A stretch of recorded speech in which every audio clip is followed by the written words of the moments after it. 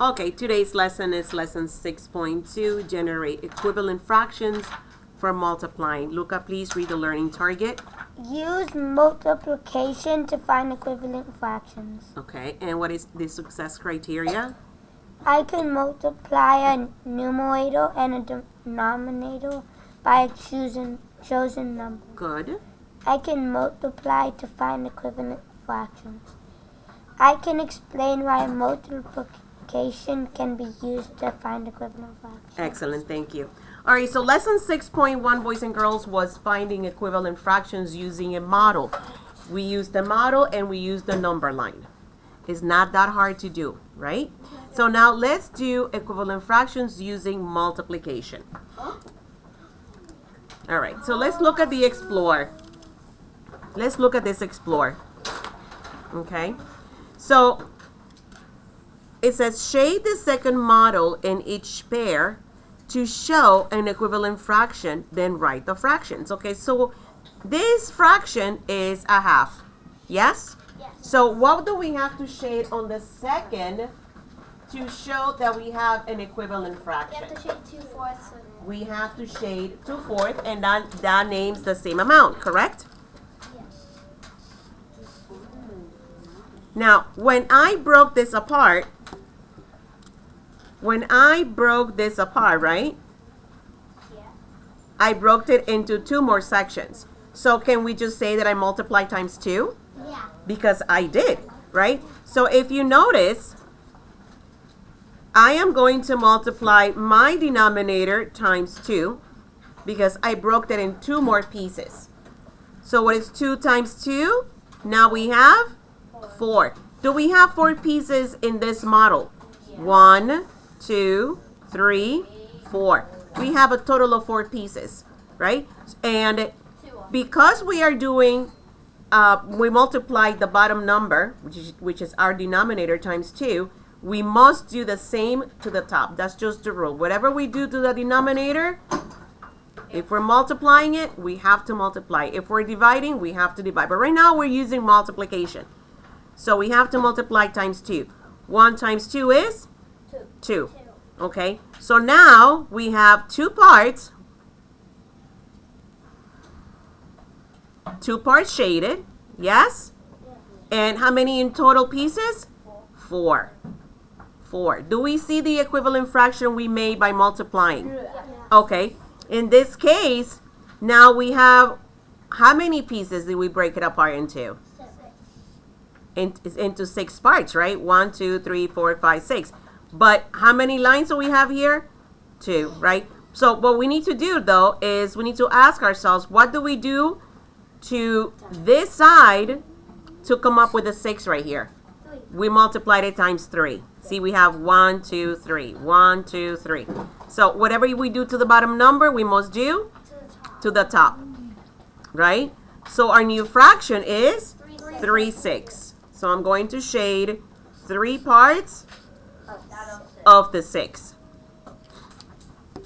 And notice what happens to the size of the sizes of each one of the parts. They become smaller. The more we multiply it, the smaller they become. Now in this case, now we have 1, 2, 3, 4. 1, 2, 3, 4. So we're going to multiply by 4. By 4. The 2 gets multiplied times 4 because we have 8 pieces now. You could divide by 2.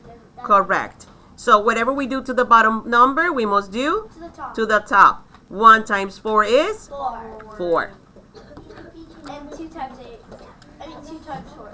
Correct. Okay. Do we understand how to do this? Yes. Okay. Let's go on to the back. Hang on. Ms. Perez, please call the main office. Ms. Perez, please call the main office. Thank you. Okay. You can find an equivalent fraction by multiplying the numerator and the denominator by the same number. Guess what I'm going to do? Must know. This is in everything. No, So again, We can find an equivalent fraction of any fraction when we multiply both the denominator and the numerator by the same number. Now, when we do our practice, boys and girls, and it's asking you to write equivalent fractions for a specific fraction, please don't multiply numbers by big numbers. Start with 2. Okay? And I'll show you. Start with 2 and 3. Don't start with 7 or no. Start with 2. Okay? Like, it says find an equivalent fraction for 3/5. Please look up. For 3/5. Now, let's take a look at our little guy right here. We should name him Deco. Deco. Let's look at little Deco. So 3/5, I don't like Newton. 3/5 is 3 parts. Hang on. 3/5 is 3 parts when each part is 1/5. We're looking at this, right? So here we have 1, 2, 3, 4, 5. Okay, so each part is what? 1/5. Can we say that this is 1/5? Yeah. Yeah. The unit of a fraction of all of these is 1/5. 1/5, 1/5, 1/5, 1/5, 1/5. Okay. So right now, which fraction is shaded? Which fraction is shaded? For this one is what? 3/5. Which fraction is not shaded? 2/5. 2/5. So that we're able to figure it out, right? Okay. So to find an equivalent fraction for 3/5, very simple. We can just make a line across, which is the same thing that they did here. Isn't that what they did here? So they broke it apart into 2 parts now, you see? What we had in 1/4 part, now is 2 parts. So we're going to multiply the 3/5 times 2. So 3 times 2, 6, and 5 times 2, 10. So now we have 6 parts shaded. Out of how many? I hear you. Out of how many? 10, correct? Yeah. So the equivalent fraction that we made is 6 tenths. 6 tenths.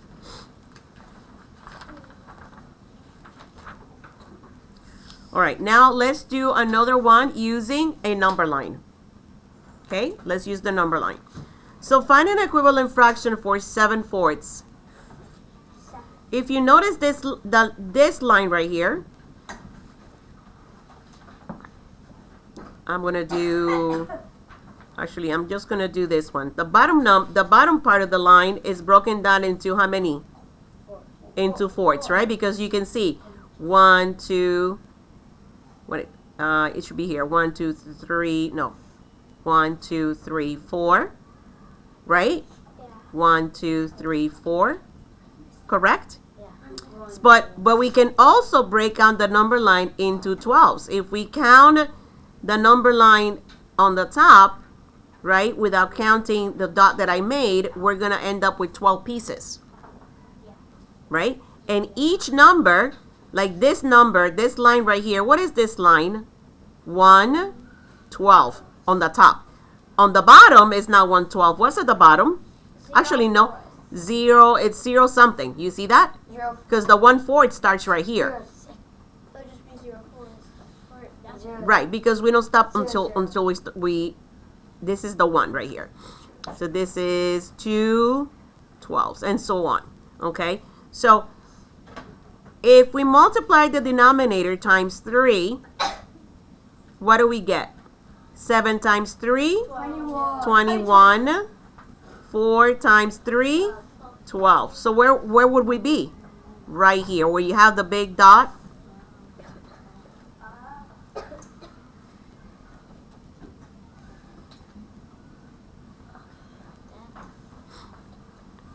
Okay, do we understand?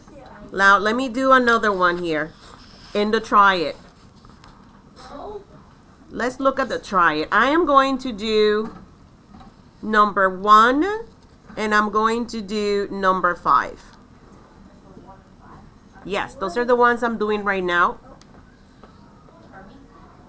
Okay. I told you to keep your numbers low. So I am going to multiply it times 2. Times 2. So 5 times 2, 10. 6 times 2, 12. So my fraction, my equivalent fraction for 5, 6 is 10 twelfths. Oh, we just do twos? Yeah. I just 3. Now, for this one, look at number 5. I need to figure out what they did to get the 100 on this side. Right?